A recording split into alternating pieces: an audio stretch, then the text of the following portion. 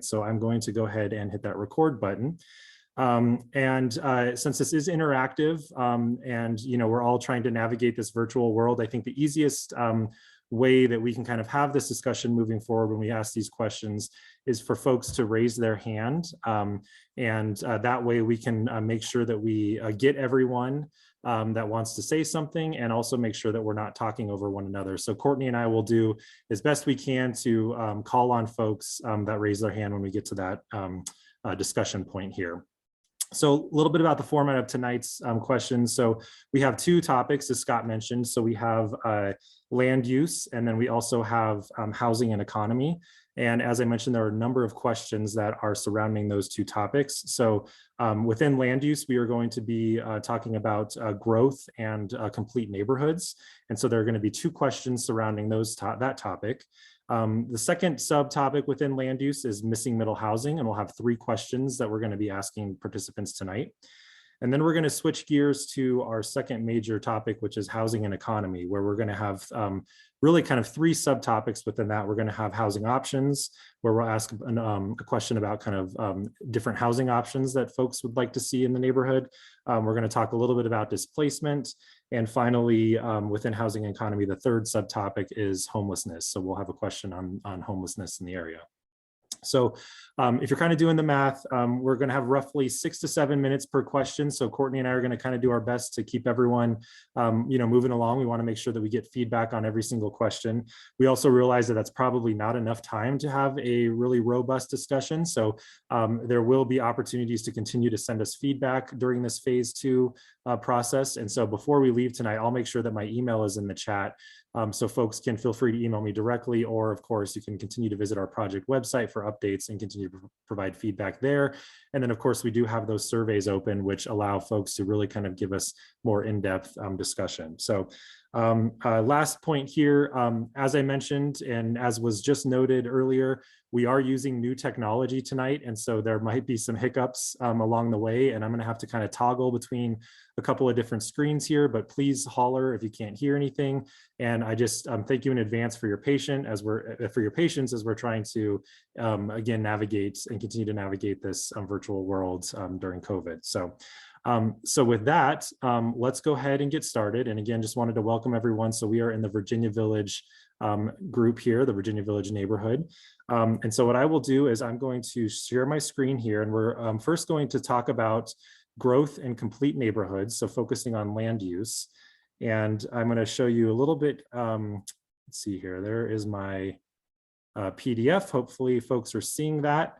And so I wanted to first talk about what we've heard during phase 1 engagement. And this is really going to kind of set the stage for our discussion tonight. So I'll let folks kind of read this really what we've heard is, within near Southeast, as Denver does continue to grow, folks want to see near Southeast grow sustainably and directing growth to appropriate places, limiting the impacts of new development and ensuring the creation of complete neighborhoods.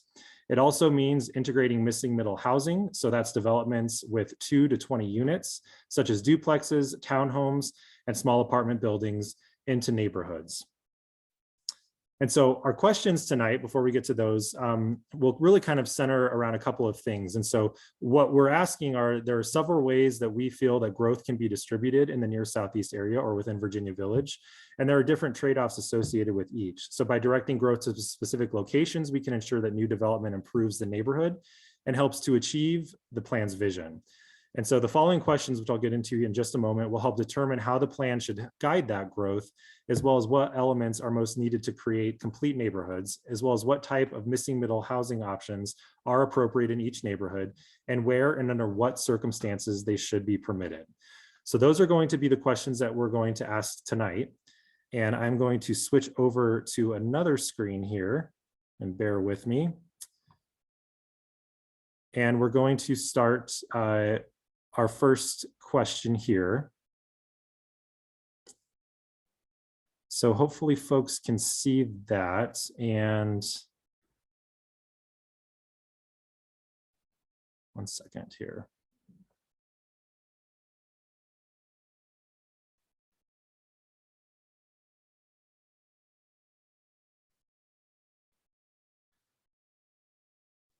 Courtney, are you seeing the website for the, okay, would you mind reading that? Unfortunately, it's covered up for me.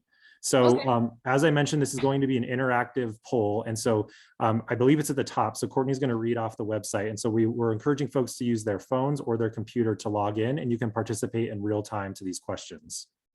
It is pollev.com/AMP812. And I'll throw that in the chat.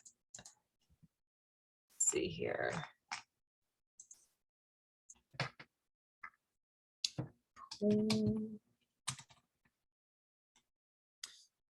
So we'll give folks a few minutes here to log in with their phones.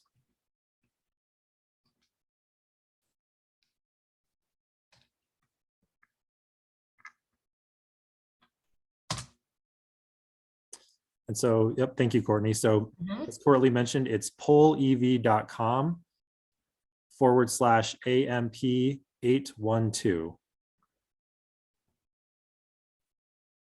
And again, thank you for your patience and your willingness to participate.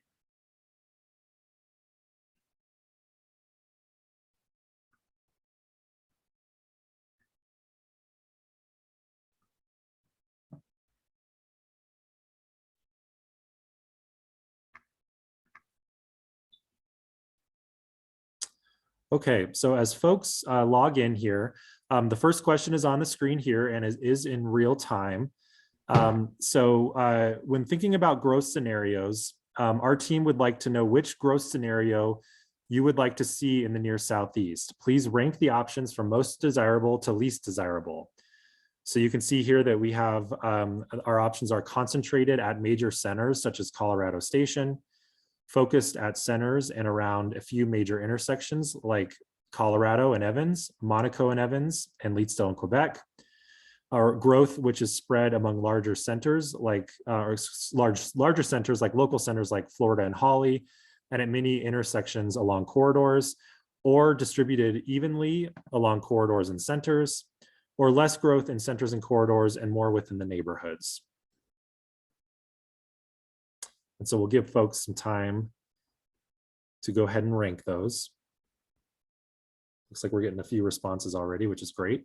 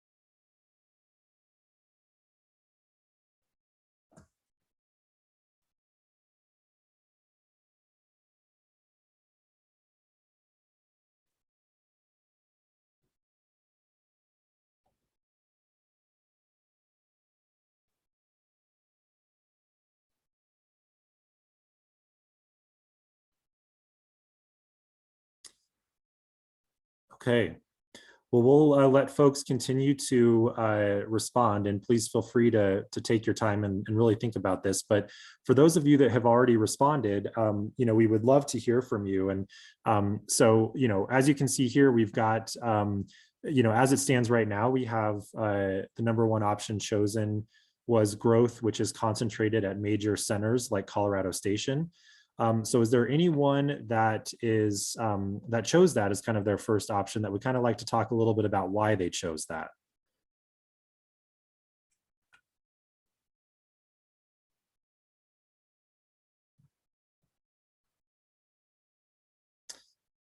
Okay, great, David. It looks like you raised your hand, so go ahead and unmute yourself, and we'd love to hear from you. Okay, just put that as first because we just bought a house on Dahlia Street, where we bought it. We lived here for 16 years before we bought it, but it's a neighborhood of single-family homes, And that's what people like about it. And there are a lot of other topics we're going to come about that we're going to talk about that would add more people into our backyards, basically, if we have more neighbors behind us and next to us. And I think that we've come to expect the concentration place at the big intersections and just at the big intersections. Great, thank you for your feedback, David. Okay, it looks like we have Loyal Merrick, I believe. You have your hand up. Yes, hello. I would like to echo what my previous neighbor stated. I want the commercial areas to be dense. That's where that belongs.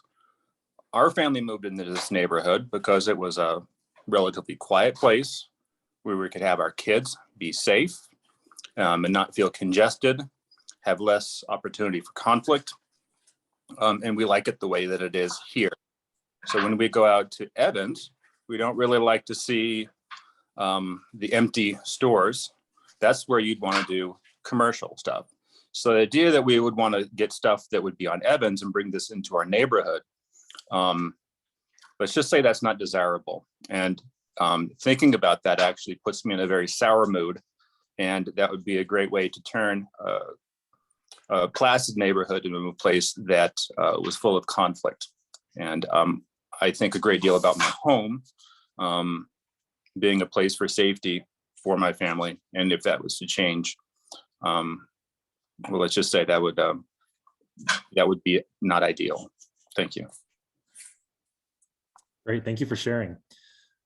Is there anyone else that would like to share why they chose that as their first option? Or maybe there are also folks in this room that chose one of the other options as their first option. We'd love to hear from you.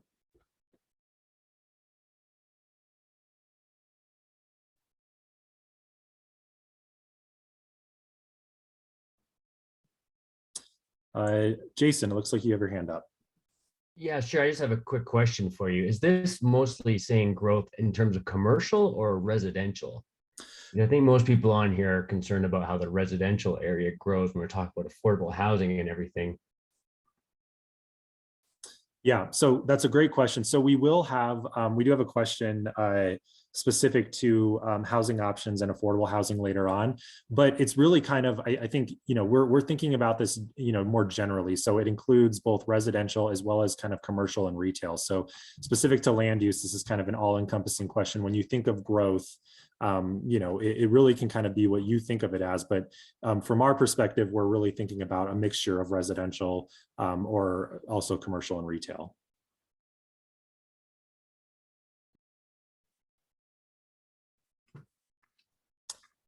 Okay, well, I don't see any other hands up. That's great feedback. Before I move on, is there anyone that's struggling to access the poll? Because I just want to make sure that we address that before we keep moving on here.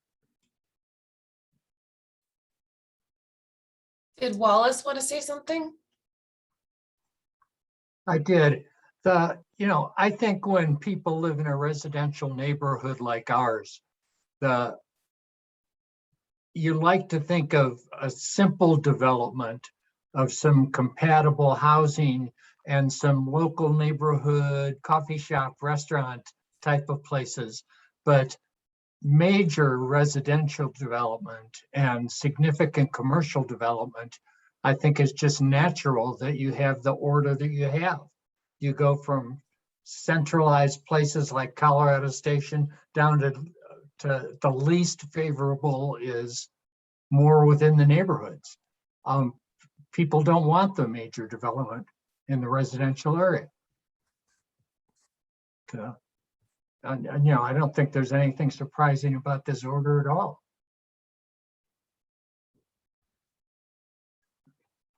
Great, thank you. Dave, go ahead. Yeah, hey, so my wife and I, we just moved into the neighborhood not too terribly long ago, but I'm born and raised here in Denver and actually just down the road. Went to South High myself. So I've kind of known the neighborhood for a very, very long time. I think my interpretation of growth here is more of kind of what was just stated, where it is smart growth. I know that there are plenty of urban planners that are involved in this process. Keeping the commercial zoning, out to the periphery of the neighborhood obviously makes sense. I think that there is a really great opportunity that can be had right there at Florida and Holly in terms of smart growth. And maybe it is some of those middle housing that is lacking. Our neighborhood is certainly lacking for some of those neighborhood retail commercial spaces. You essentially have to leave our neighborhood and hit Colorado Boulevard or Leetsville or Evans or whatever it may be. So I think there's a lot of really fantastic opportunity here to have that smart growth that is, applied. And, we're not talking about mixed use 12, that, Cherry Creek North has kind of become over the years, something much more, of the, I guess, residential scale, I think could work out great. And I'm very curious as to what's going to happen on with the new development there at Holly, right behind the post office. I'm curious how that will begin to kind of transform our neighborhood for the better or the worse. We're all very curious, I think. Yeah, great points. Jason, did you raise your hand again, or is that up from earlier? Yeah, I just had a comment. I'm actually a developer and we built 12 townhouses in this area and I'm living in them. So I know it fairly well as too. And I think I agree with sort of the increase in residential, but there's also a lot of commercial along Evans that's kind of, I would almost call semi-industrial. Not sure if you guys would agree with that, but it's, auto related and that sort of thing. And I think that's causing a lot of the traffic is people using that street as a conduit instead of like going to that commercial. Evans has kind of become a through street to get to I-25 or farther over. So I hope that the city focuses on, again, not everybody's familiar with zoning, but I think that the zoning areas are good, like what's residential and what's commercial, in particular, how Colorado Boulevard worked in terms of, commercial density along Colorado and then higher residential density going farther back. But it's obviously become a desirable area. And that's, I think, the problem that the city's got to solve in terms of residential. For when it comes to the commercial, good luck to you guys. I don't know how you're going to resolve the commercial on Evans and everything, but the residential could definitely be adjusted just to increase density without it becoming a bunch of mega apartment complexes. Great, thank you for that.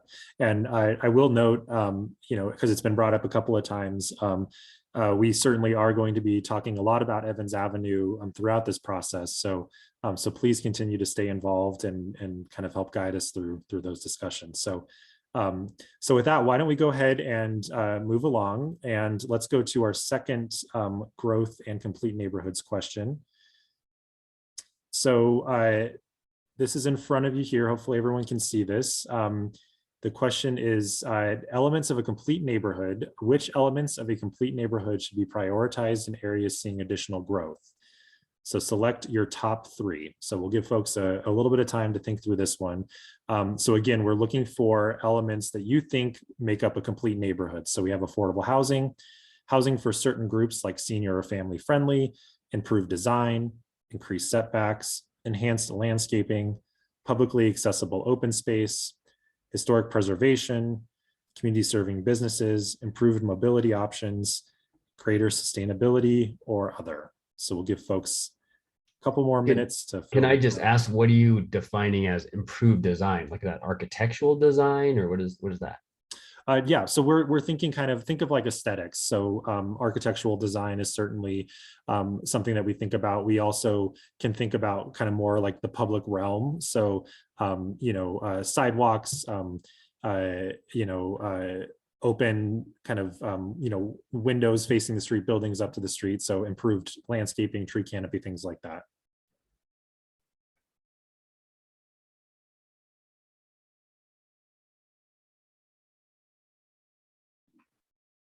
And Jason, can you talk a little bit about what you're considering when, as far as affordable housing? Yep. So affordable housing. So we're thinking, so pretty much anywhere between kind of, 30 to 80% of the annual median income of the city of Denver. So that would be what we kind of be looking at as affordable housing.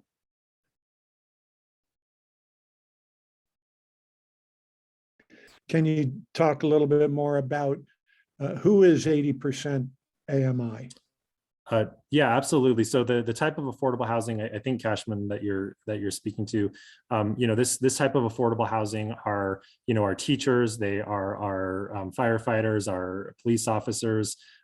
So that's the type of affordable housing that we're thinking about here. Okay, thank you.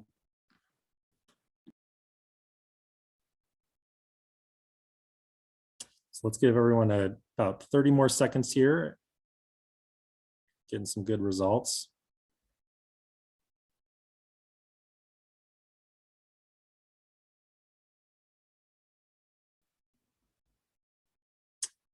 Okay, so while the last couple of results trickle in here, looks like we have a pretty good majority when folks kind of think of this idea of a complete neighborhood. A lot of folks picked enhanced landscaping. So is there anyone that chose that would like to tell us a little bit about why they chose that?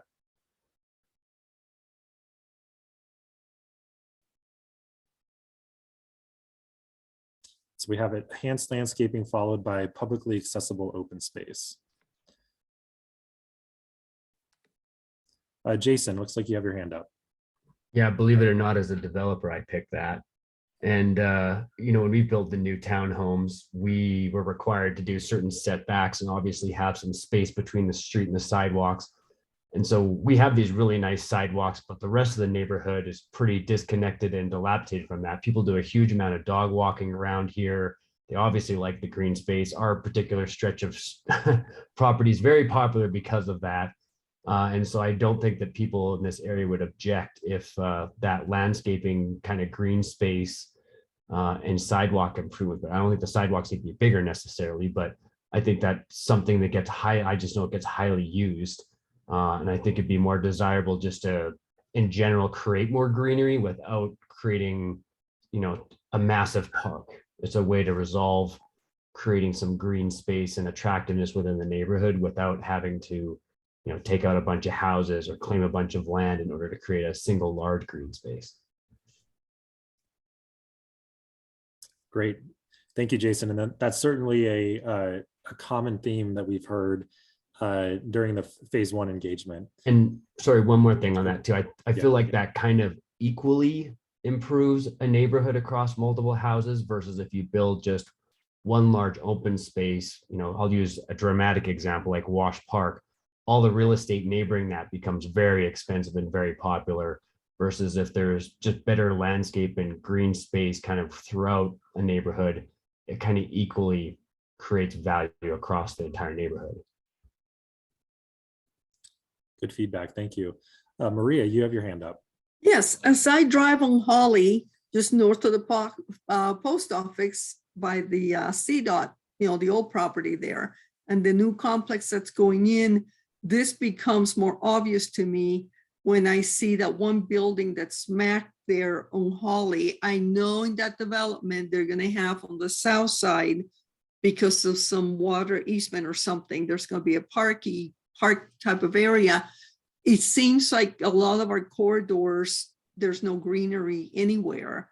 And I was hoping for something attractive in that complex, but the more I go by it, the more I see buildings, and I know the trees and the greenery won't go in until the end. I realize that, but I see roads and I see the footprint of buildings, and I don't know where they're going to fit some greenery. And that's just one example that I think it's vital, because as someone mentioned, we walk dogs, we like to take walks in our neighborhoods. As it is, our sidewalks, I'm on South Turney, you can't barely, well, they're so narrow, you have to walk on the street. So one concern that I have is increased traffic going through a neighborhood, because we have to walk on our streets. And for leisure, but I don't want to see any, these developments are just seeing the building smack against the street or very small areas of nature. I'm really concerned about that. So to me, that's become a major priority, this enhanced landscaping issue. Thank you. Great. Thank you. Let's hear from Julie. Thanks. Yeah, so I hear the concerns about the the landscaping. I think my only concern would be as a homeowner. I know that when they went through and made some of the intersections ADU accessible, they cut into some of the landscaping for individuals. So I live on a corner, and that was totally fine. Like, didn't take down any trees, but some people had those things happen. So if the improved landscaping means cutting more into people's front lawns to be able to expand those sidewalks as those corner crossings were, then I would definitely not want that, because it would literally mean redoing an entire, it would take a lot of individuals' current existing landscaping and destroy it. So extending sidewalks into the street further, which then could also help with the speeding issues, since they've been, there's studies that show that, narrower streets help reduce speeding as opposed to ours, which are quite wide. So that would be my only thought if landscaping is something that's decided on, to not take it out of our yards would be fantastic. Thank you. Great feedback. There were a few folks, it looks like, that may have chosen other as an option. So for those of you that did, if you're comfortable, we'd love to hear if there's something that maybe is missing, or understand a little bit more about why you chose other. And if you don't feel like speaking, that's fine, but wanted to give you a platform to do so. So is there anyone that chose other?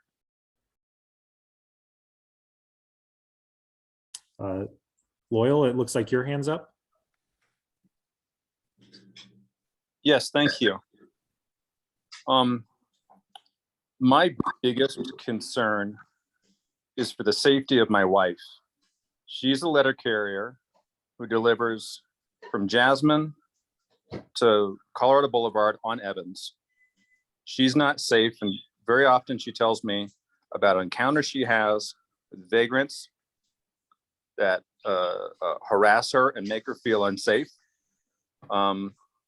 And so I'm very concerned about the security of our neighborhood. This is Evans.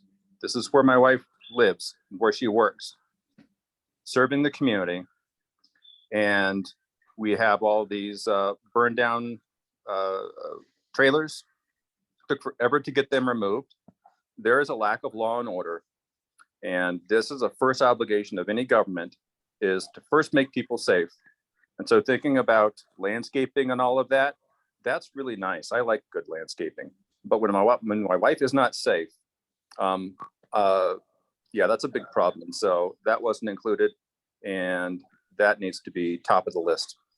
Thank you. Great. Yeah, thank you for that feedback. And just to address that, I think it's a great comment, and it's certainly not the first that we've heard about safety in this area. As Scott noted in the presentation, we do have safety as kind of a subtopic within the quality of life category. So it certainly is something that we want to continue to hear from the community on, and it's something that will be addressed in the neighborhood plan. But I do agree that it is, land use can certainly impact kind of safety and the safety of folks that as they navigate these corridors and within these neighborhoods. So, so great point. So let's go ahead and hear from, I think, James, you have your hand up. Yeah, thanks. I would just mention a couple things. One, the safety issue is one that I would agree with. I've been here just for like a year and a half.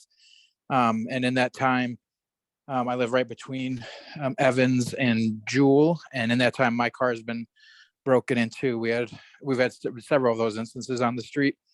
So I would definitely second that safety concern. And then like the mobility, to me, I selected mobility because primarily before that sidewalk issue, I got two little ones and we have a carriage and it can be very difficult to maneuver on the narrow sidewalks. And so I see that definitely as something that would add to it.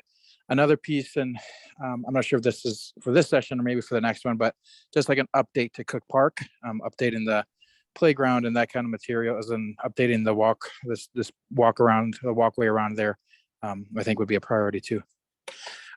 One last thing I would say is, I think Evans on the other side of 25, like Evans by DU, that would be a great model. If we could like take some of that aesthetic and bring it over to this side, I think that would be really positive as well. Great, thank you for that example. So before we go on to our next question here, so Maria, did you have a final thought here for us? A minute ago on the issue with Evans and safety, and I think that safety issue is all over the neighborhood, but I really feel for the wife who's the letter carrier. Going back to the sidewalks, I fractured my leg, and right now I can't enjoy taking a walk in my neighborhood. And there's actually one of those ramps, you know, for wheelchairs or whatever, right in front of my house, which doesn't drain right. I've complained and so forth. I get ice sheets there.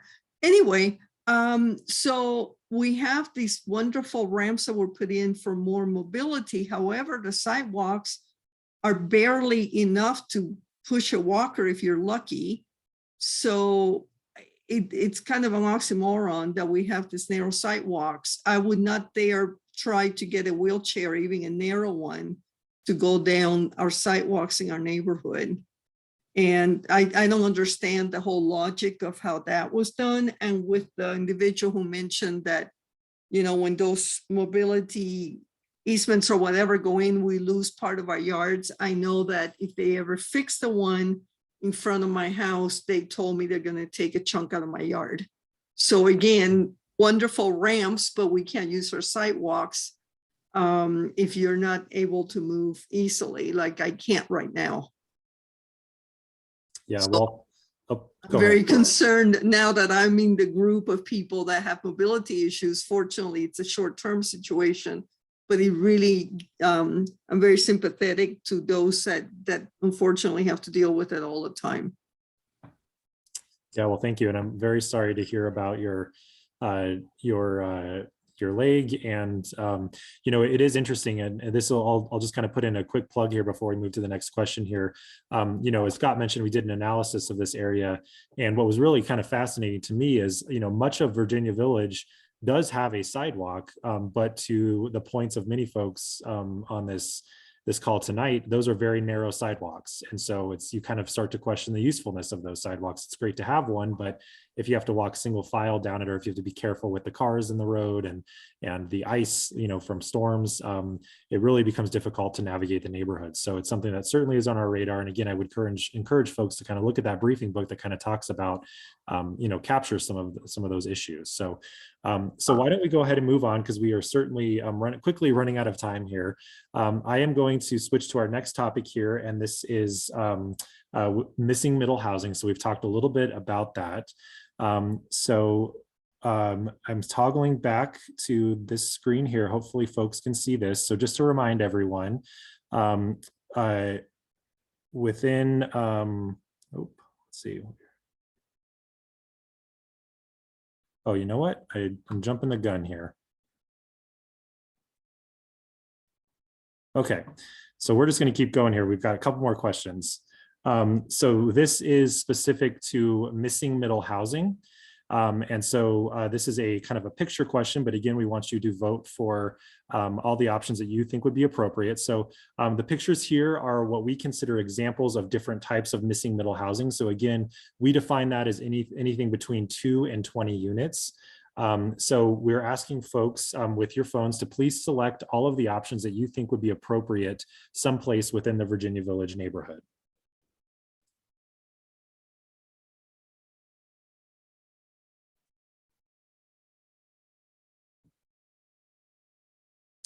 All right, and just in the interest of time, as folks continue to vote, feel free to raise your hand and maybe tell us why you chose your one particular option.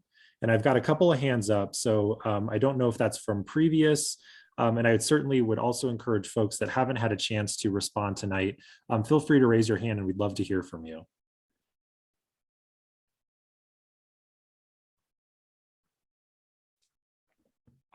And Jason, I assume you're talking about the number of housing units rather than design. Correct. Yep. So that's a great point, Councilman Cashman. Don't get too caught up on the design of what you're seeing here. We're just kind of looking at the actual number count of units here. Why don't we start? I'll just go down the list here, and I apologize if your hand's up from previous, but Maria, do you want to start? No, I didn't mean to keep my hand up. Oh. Let me take that down. Okay, no problem. My How about apologies. James Nicholas? The same, I just forgot to put my hand down. Okay, no problem. Loyal. Yes, thank you. I am actually having a big problem with the concept that this neighborhood is missing middle housing. Our neighborhood is surrounded by high-rise apartment complexes on Bel Air and Mexico. Down on Jewel, there's assisted living facilities. There are multi-unit condos. There is actually quite a lot of high-density housing in this neighborhood. And the idea that it's missing, you'd have to imagine that these places don't exist. They do. They're already here. You want to add more of that? That's not why we moved to this neighborhood. They already are neighbors. They already exist. But why would we want it to be more of that and less of this? Meaning, I live in a single-family home right up the street from where you grew up. Thank you. Yep, thank you. And yeah, just to clarify, so were you referring to, you kind of mentioned some of the higher density housing, like with apartment complexes and things like that, kind of on the outskirts. And so what we're really talking about here is more of kind of the missing middle, like the duplex, the triplex, things like that. So is your comment that, you don't necessarily feel that that's appropriate either within kind of intermixed within the neighborhood? I just want to make sure, just to clarify. Yes, absolutely not. Okay. This is a single family neighborhood. This is where everything is fine in this neighborhood. This is why we moved here, to be, talk about equity. Equity is basically things being basically the same. All of our houses on our street has just about the same square footage, right? And if you're gonna be adding differences, well, that's at odds with equity. Does that make sense? That does, yeah. I just wanted to clarify your point for our notes, so thank you for that. Certainly. Let's go to Wallace, and then we'll hear from David.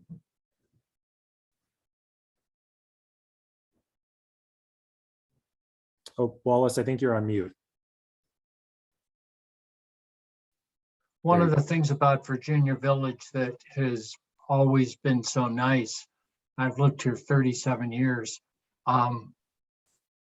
is the yards. The homes, the single family homes all have yards. And the more dense you make this housing, whether it's a 2-story design or a 3-story design, the more dense you make the housing, the less inviting the neighborhood. I think that's happened to Highlands and West Highlands, that people are infilling with these multi-residential buildings and narrow lots, taking away all the greenery. It changes the neighborhood dramatically. And I think that's why I think your options go from the smallest to the largest in voting. The people don't want to have the greenery taken away. Thank you for sharing. David, let's hear from you, please. Now, I look around, we're wondering what's going to happen at the corner of Florida and Dahlia across the street from the library, where there's a large property that it's vacant, been for years and years, and something's going to happen to that. And we're wondering, these options, if you're going to put anything bigger than single family homes there, you're looking at choices like this. And but that changes the whole character of the surrounding the surrounding streets, and it wouldn't fit. Is there, your question of, is there a place in the neighborhood for it? Well, you start to look down maybe along, what can you do with housing around Evans? Within a block of Evans, where there are multi-unit dwellings. That's the kind of thing, but the single family neighborhoods are the single family neighborhoods, and they have, I just purchased this place and was reading through the covenants that were written when they built the place in the 50s. And it actually excludes more than a 2-car garage. And we got a house around the corner on Iowa where they just took down a 1 family. They put up 2 large houses and with 3-car garages and blocking their neighbor's view of the mountains.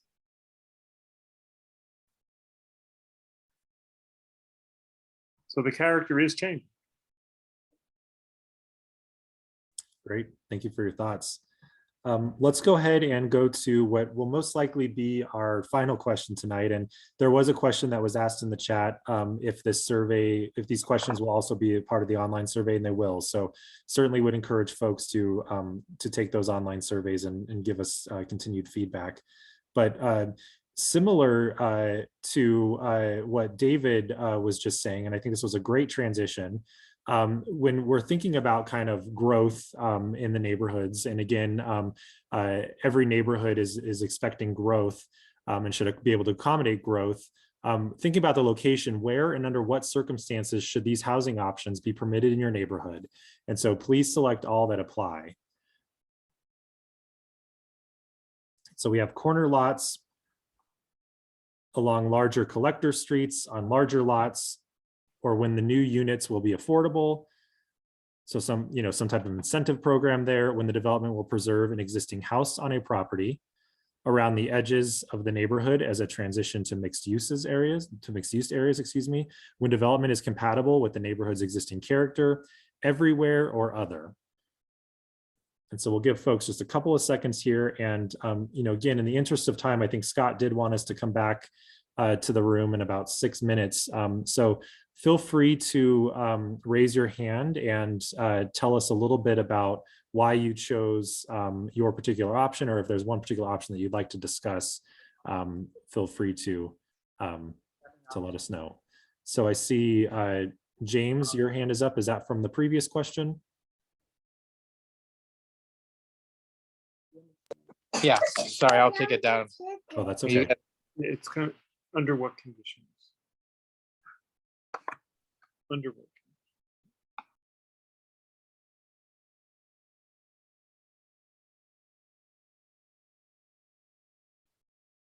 And we also have a few folks that chose other. So maybe that's a good place to start. For those of you that chose other, would you like to tell us a little bit about why you selected that particular option?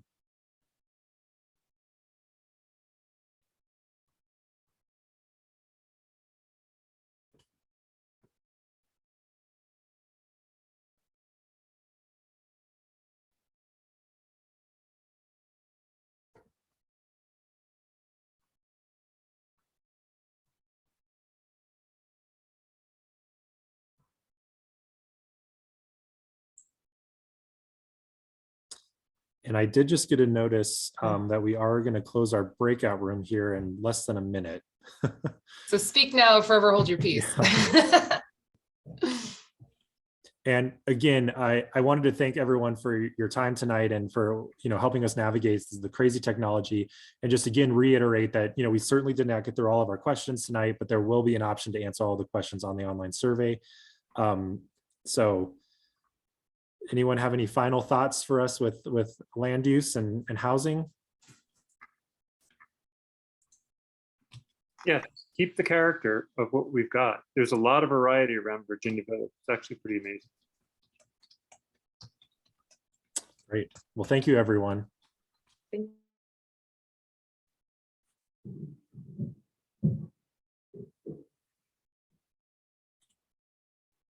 All right. I think Everyone should now be back in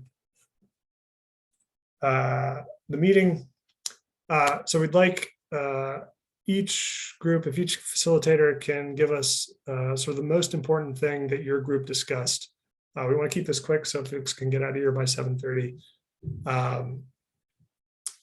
But if we can do that, so let's start with Goldsmith. If the Goldsmith neighborhood would like to share quickly. Of course. So I think the main theme that really ran throughout our discussions was the need for affordable housing that remains affordable housing. We talked a lot about how housing that may be affordable today, those prices may escalate over time. So ensuring that any housing that's being added is keeping that affordability into the future. Great, thanks, Aiden. If Indian Creek would like to go. Yeah, so what we talked about in Indian Creek is there's a lot of Indian Creek that is really built out, and there are only a few key places where we're likely to have development in the future. So there was a lot of conversation about the corridors, some of the challenges that are facing the corridors today in terms of accessibility and mobility, and then looking at opportunities to reposition sites, also to create some affordability, greater diversity in housing types. And there was an openness to greater density transitioning back to existing built neighborhoods. Thanks, Eric. I just put in the chat the link to the form. You can go put your email in if you want a chance to win a $20 gift card to Target or a local restaurant in near Southeast. We'll do a drawing after the next meeting on the 10th. You can do that while we finish up the wrap up. University Hills North, if you'd like to share. Oh, sorry. So we actually combined with Goldsmith because of our numbers. Okay, great. Thanks, Libby. Virginia Village. Yeah, Scott, I'll just add a little bit here. We talked a lot about maintaining the neighborhood character and also kind of creating safer environments, specifically along corridors. Evans was mentioned quite a bit. And then also kind of the inclusion of more kind of smaller public open spaces. So maybe more wider landscape and kind of open areas for folks to enjoy. Thanks, Jason. I just realized I was sharing the wrong screen there. All right, so like I said, go to the link, enter your email for a chance to win. Thank you, Jason. And then I think we had Cortland in Washington, Virginia Vale. Yeah, so I think a theme of our conversation in Washington, Virginia Vale was similar to what Jason just said. Maintaining the existing character of the neighborhood. And so some ideas that were given by the participants in that group included an interest in basement accessory dwelling units as a way of allowing more residential without changing the look and feel of the neighborhood. Also limiting the size or scale of new development so it fits in better. So an example of that is that there's a lot of areas in the neighborhood that have single story character. So if a new house was built that was multi-story, that would start to impact that. So there's a desire to try to make everything fit in with the neighborhood as it looks today. Thanks, Cortland. And we just had a couple folks that stayed in the area-wide section, but similar discussion. We had a lot of discussion around the need for more housing, but how to make sure that fits in with the neighborhood and doesn't negatively impact the folks who already enjoy living in near Southeast. So with that, we will, what is that? Okay, give me just a second on the, anyone can respond. Okay.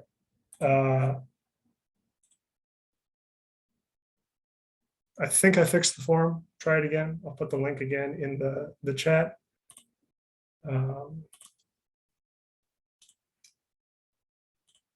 Sorry about that. I forgot to check a box.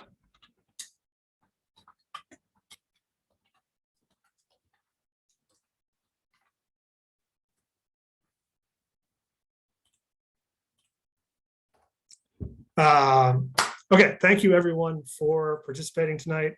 Sounds like we had some really good discussion.